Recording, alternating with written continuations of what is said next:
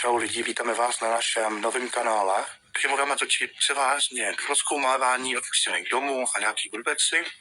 A pro dnešek jsme se tady našli takový zámek z 18. století, celý opuštěný. Půlka něho je zrenovovaná, který se ještě žije, ale druhá půlka už je skoro zbořená, nebo taková rozpadlá.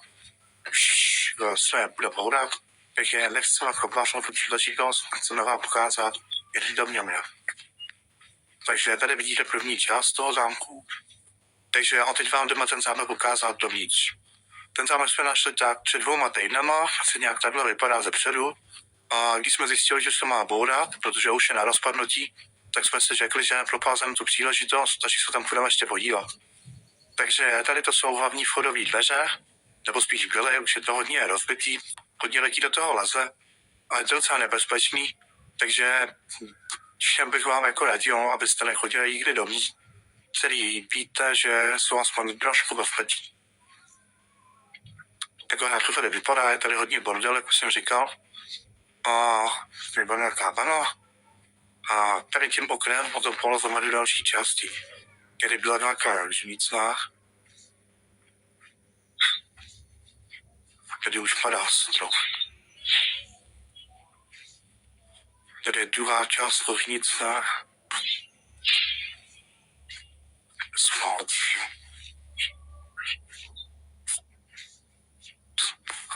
Tady už je rozbití. Tady to se vyhořelo jako nebě.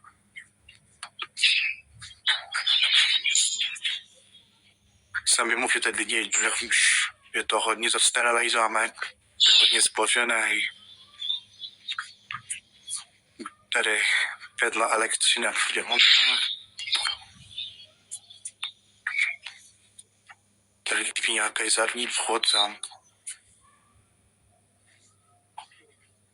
A tady jsou nějaký schody nahoru. Jo. A tyhle ty schody, jelikož už jsme si zámek trošku prohledali na internetu, tak víme, že to má 2 patra a půdu. Takže když tady na tom videu dostaneme 50 lajků, tak se sem budeme do 2. patra podívat v noci. Tak a tady není už moc okem, to je 40. A tohle je taková 3. část zámku, kde tady to je klaster, tady jsme ještě dřív sledovali zvířata, tady ještě bylo. No tady můžete vidět, že tam je sklep, který jste si říkáte, co v něm je, ale víc mě melí, tam to hnedka kočí, takže tam ani nepůjdeme. A tady jsou další informace, tady taky to je nějaký zvířata. A tady je sedle, že se pryč.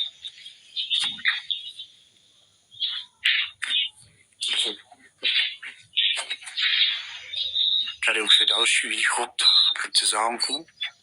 Tady už potřebujeme za to, že jste sledovali video až sem. A čau.